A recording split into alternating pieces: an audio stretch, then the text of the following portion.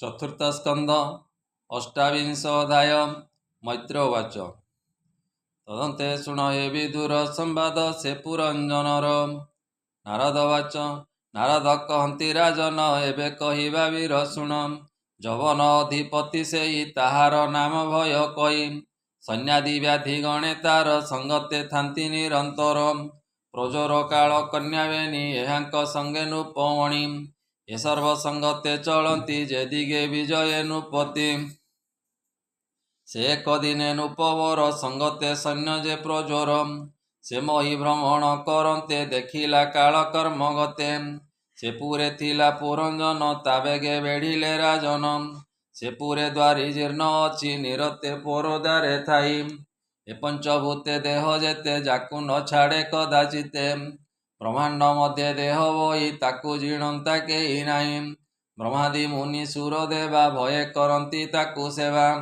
ताकु जीणंता केवा जन निश्चिंते रहे निज स्थान अज्ञाने से पूरे पशिले से पूरे पुरंजन थिले जे काल कन्या संगे थिला सतरे से पूरे पशिला से नारी जारे स्पर्शई से प्राणी उठी न पारई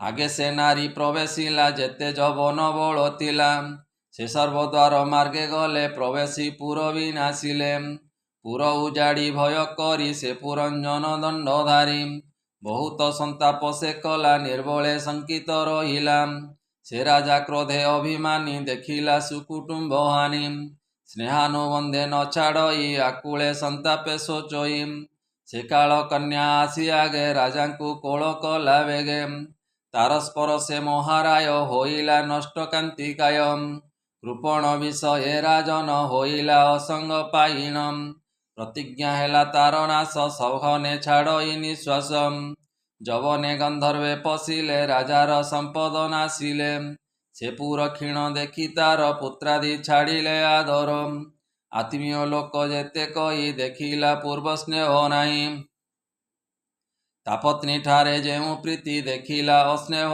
नीति आत्मा को जराग्रस्त कला पंचाल विषयता गला दुरंत चिंता पाई राय न देखी तरिबा उपाय से कन्या विषय निर्बल एकांते झुरे मोहिपाल दुर्बल देखी निज देह छाड़िले पुत्र आदि स्नेह सुपुर लोक चिंता कला से काल कन्या एहा कला से पूर छाड़िबारे मन रोदन करे अनुक्षण न पारे सही दुख घर निश्चय छाड़िबी शरीर आतुरे भालई नृपति भ्रमता हेला बुद्धि अति भୟରେ अग्रज प्रजोर आच्छादी रहिला से पुरम से सर्वे पुर मार्गे रही प्रचंड तेज कोप बही सान भ्रातार प्रिय अर्थे से पुर दहिला तुरीते पुर दहन जहु हेला से राजा महाभय कला से पूरे जेते दासी थिले से सर्वे भୟରେ कंपिले जवनपुर देले दही काल कन्यार पक्ष बही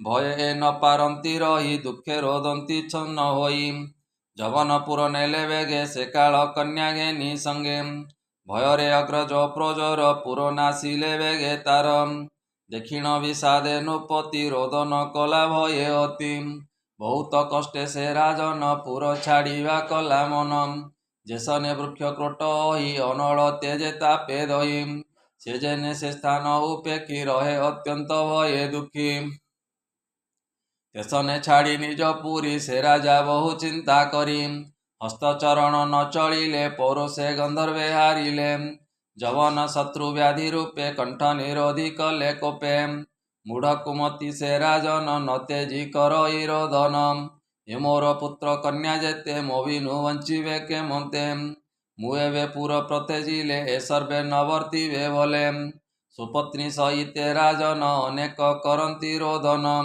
मुएवे निश्चय मरिबी ए बहु दुख न सहिबी मोर भागे कामिनी भाड़िब ए कुटुंब घेनी बालके होइबे अनाथ ता देखि रोदिबे बहुत मोहते सर्वे मरिबे किंबा भक्षिबे काहीं थिबे जेने समुद्र मध्ये नाव भग्ने नासंती प्राणी सर्वम हेमंते भालंती राजन काल होइला अवसान यज्ञादि पुण्य कर्म जेते करणे नहिले समर्थे काम्य कर्म रे त्याग करी अनेक पशु थिला मारी ସେ ଦୋଷ ମନେ ଧରିଥିଲେ ତକ୍ଷଣେ ରାଜାକୁ ଭେଟିଲେ।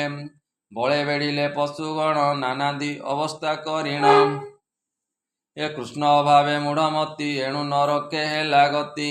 ଈଶ୍ୱର ବାକ୍ୟ ବେଦବାଣୀ ସେ ଜ୍ଞାନ ତେଜିଲା ନ ଜାଣି।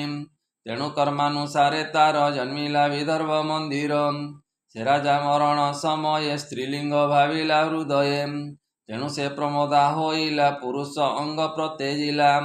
ସେ ରାଜା ସଙ୍ଗତେ ରାଜନ ଯୁଦ୍ଧେ ଜିଣିଲା ରାଜ୍ୟ ଧନ।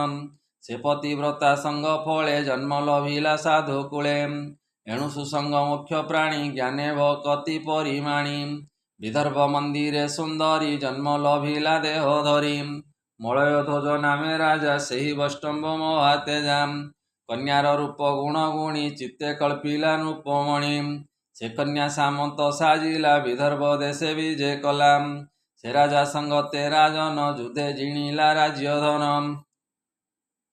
ଏ ବଳେ ହରିଣ ତା ଦୁଲଣୀ ବିବାହ କଲା ନୃପମଣି। ମଳୟଧ୍ୱଜ ନୃପବର ଦ୍ରାବିଡ଼ ଦେଶେ ଅଧିକାର। ସେ କନ୍ୟା ଗର୍ଭେ ତା ସନ୍ତତି ଜନ୍ମିଲା ସୁଗୁଣ ସୁମତି। ସେ ରାଜା ସଦୃଶ କୁମାରୀ ପ୍ରସବ କଲା ତାର ନାରୀ। ଶ୍ରୀକୃଷ୍ଣ ରୁଚି ସେବା ପର ତା ନାମ ଦେଲା ନୃପବର। ଶପଥ ତନୟ ଅନ୍ତରେ ଜନ୍ମିଲେ ସେ ନାରୀ ଉଦରେ। ଶ୍ରବଣ କୀର୍ତ୍ତନ ଏ ଆଦି ଏ ସପ୍ତ ନାମେ ଭକ୍ତି ସିଦ୍ଧି। ଏକୁ ଅନେକ ତାହାଙ୍କର ଅବୃଦ କୁମର। ବଂଶର ସଂଖ୍ୟା ତା ନ ଯାଇ ଅସଂଖ୍ୟ ଅପ୍ରମିତ ହୋଇ। ସେ ସର୍ବେ ମହି ଭୋଗ କଲେ ଆନନ୍ଦେ କୃଷ୍ଣକୁ ଭେଟିଲେ।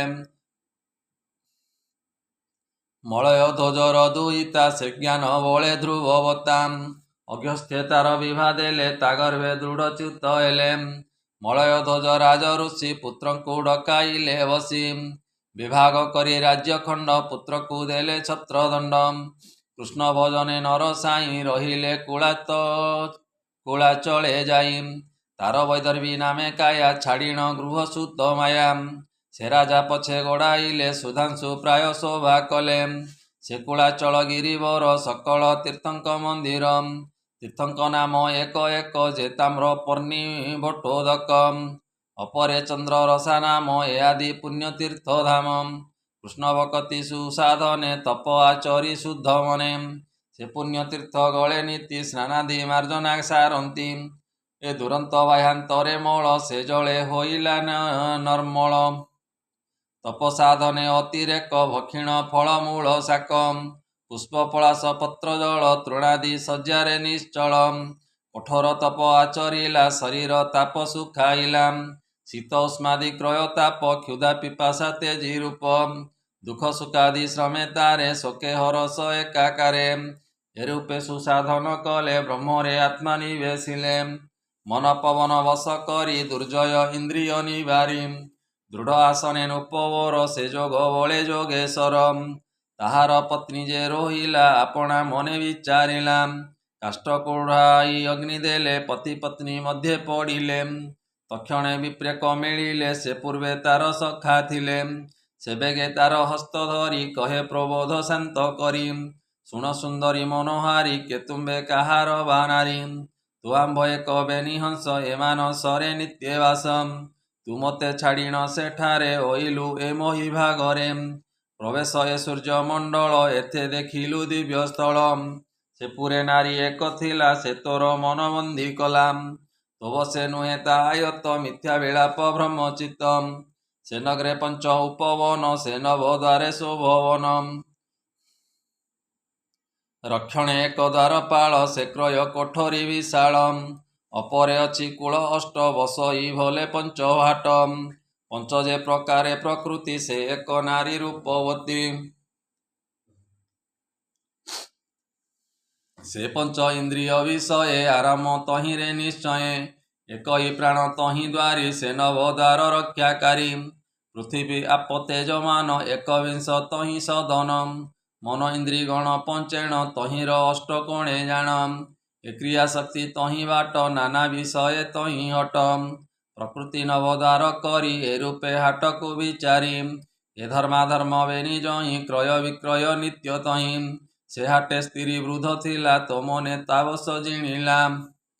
ତୁ ଭୋଗ କଲୁ ତାକୁ ତଇଁ ତୁମରେ ସମ୍ପାଦିବୁ କାହିଁ ଏକାନ୍ତେ ନାରୀ ସଙ୍ଗ କଲୁ ଏ ପାପ ଦଶା ତୁ ଲଭିଲୁ ନହୁଁ ତୁ ବିଦର୍ଭ ଦୁହିତ ଏ ବୀର ନୁହେଁ ତୋର କାନ୍ତ ଅଟ ତୁ ପୁରଞ୍ଜନୀ ପତି ତା ଲାଗି ଏ ତୋର ଦୁର୍ଗତି ଛାଡ଼ ଏ ମାୟା ମୋହମତି ଆମ୍ଭେ ଏବେନି ସୁସଙ୍ଗତି ଏ ତୁମ୍ଭ ଆମ୍ଭ ନୁହେଁ ଭିନ୍ନ ଏବେନି ଏକ କରି ଚିହ୍ନ ନାରଦ କହନ୍ତି ସଦୟେ ଶୁଣ ପ୍ରାଚୀନନୁ ପରାଏ ଏ ଯେ ଅଧ୍ୟାତ୍ମ ଦିବ୍ୟ ଜ୍ଞାନ କହିଲୁ ପରୀକ୍ଷା ବାଦେଣ ଚତୁର୍ଥ ସ୍କନ୍ଧେ ଭାଗବତ କହଇ ବିପ୍ର ଜଗନ୍ନାଥ ଇତି ଶ୍ରୀମଦ୍ଭାଗବତେ ମହାପୁରାଣେ ପାରମହଂସ୍ୟାଂ ସହିତାଂ ବୈୟାସିକ୍ୟାं ଚତୁର୍ଥ ସ୍କନ୍ଧେ ପୁରଞ୍ଜନ ଚରିତ ନାମ अष्टाविंशोऽध्याय बोलानंदे कवार हरि हरि बोलम।